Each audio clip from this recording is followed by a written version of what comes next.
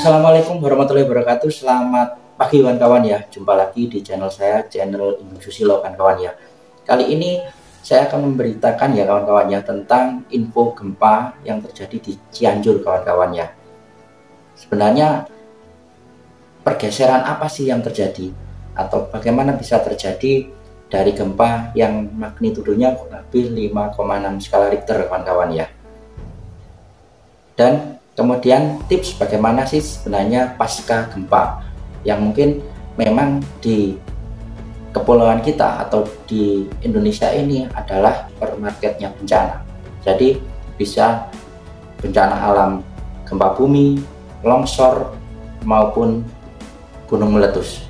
Jadi ini yang terjadi adalah gempa bumi.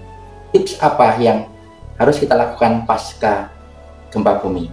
Ikuti tips dan info dari saya kawan-kawan ya. Gempa magnitudo 5,6 skala Richter di Cianjur itu sangat kuat kawan-kawan ya, yang dirasakan di Jakarta kawan-kawan ya.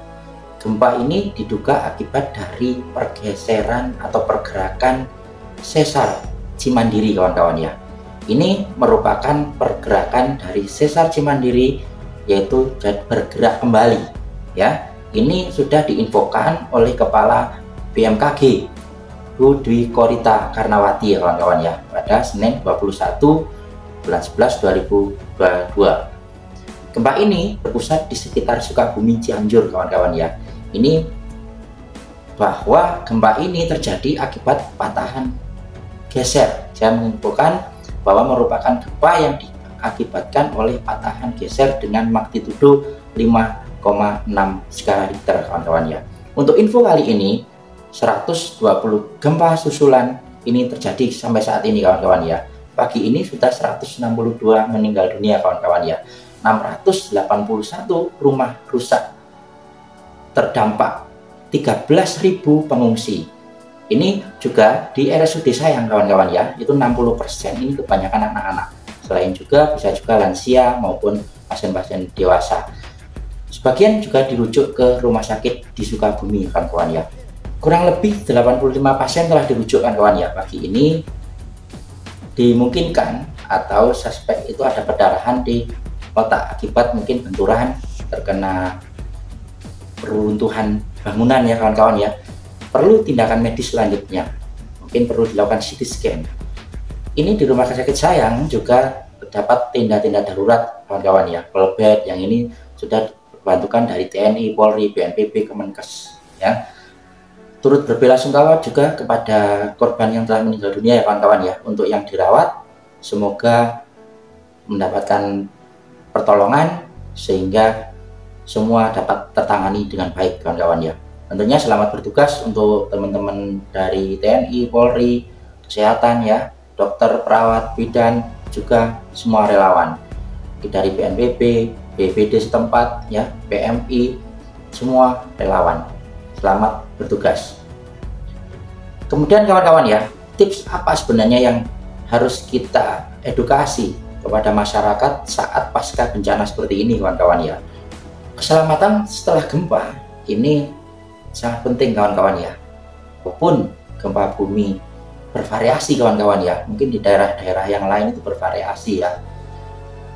Besarannya juga tidak sama dan tidak selalu menyebabkan kerusakan bangunan. Contohnya yang terjadi tadi malam ya di Cianjur itu episentrumnya itu tepat di bawah di daratan kawan-kawan ya. Jadi tekanannya sangat tinggi di daratan. Berbeda yang sebelumnya yang mungkin di lautan ya dengan kedalaman yang jauh misalnya 10 km. Ini kedalamannya di bawah kita, istilahnya di bawah tempat epicentrum gempanya. Jadi kekuatannya lebih kuat meskipun 5,6 skala Richter dibandingkan mungkin 5,6 skala Richter yang berada di jauh di lautan, itu berbeda guncangannya. Tapi ini berada di bawah daratan, jadi guncangannya sangat tinggi. Juga tergantung kontur tanah, episentrumnya, kemiringan ya, lereng, kemudian adanya tanah yang mengandung, mungkin ada yang berbeda kontur tanahnya ya, mungkin ada tanah yang berlumpur ya, kemudian ada kandungan air itu juga bisa berpengaruh terhadap gempanya. Jadi memang dari 5,6 skala Richter ini terasa lebih kuat kawan-kawan ya. Itu juga sudah dijelaskan oleh BMKG. Jadi kekuatannya memang sangat tinggi. Jadi berbeda-beda memang tiap daerah. Kemungkinan juga berbeda kerusakan bangunan dan benda-benda di sekitarnya. Demi keselamatan, semua waspada teman-teman ya, bagi relawan, bagi warga semua, hal-hal yang di sekitar kita, karena kita tidak tahu bahwa getaran yang dihasilkan akan mempengaruhi dari bangunan dan objek yang tidak diketahui kawan-kawan ya, seperti listrik, untuk memastikan apa yang terjadi pada bangunan ya, atau benda-benda yang di sekitar kita. Pastikan apakah memang bangunan ini aman kita masuk ya, atau hancur misalkan ya. Saat berada di dalam gedung, masyarakat diharapkan keluar dan keluar gedung dengan tertib kawan-kawan ya. Saat keluar area gedung atau area evakuasi, ini disarankan untuk tidak menggunakan lift kalau memang berada gedung yang ada liftnya atau eskalator, melainkan menggunakan tangga darurat yang melihat bangunan untuk memeriksa kondisi area sekitarnya kawan-kawan ya, seperti saluran listrik, gas, dan airnya. Untuk rumah atau bangunan yang terdampak gempa, disarankan untuk jangan mendekati ke sana dulu ya kawan-kawannya, atau anak-anak jangan bermain di sekitarnya ya, karena bangunan atau rumah itu bisa runtuh sewaktu-waktu. Jadi ini sangat berbahaya. Selalu kita mendengarkan atau informasi yang resmi kawan-kawan ya, untuk menentukan apakah kemungkinan gempa ada susulan atau tidak. Dengan memahami apa yang harus dilakukan ini setelah terjadi gempa, itu diharapkan masyarakat akan memahami apa yang disampaikan. Jadi perlu hati-hati apakah gedung di sekitar kita itu aman atau tidak.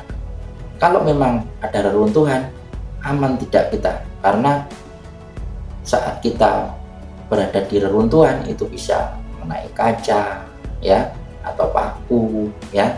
Itu sangat hati-hati kawan-kawan ya, yang berada di sana, baik relawan maupun warga.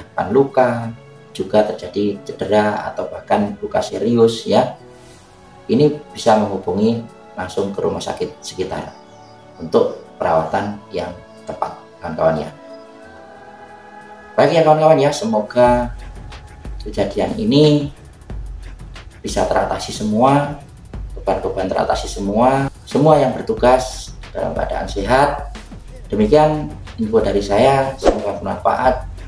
Jangan lupa like, comment, dan subscribe. Sekian, wassalamualaikum warahmatullahi wabarakatuh.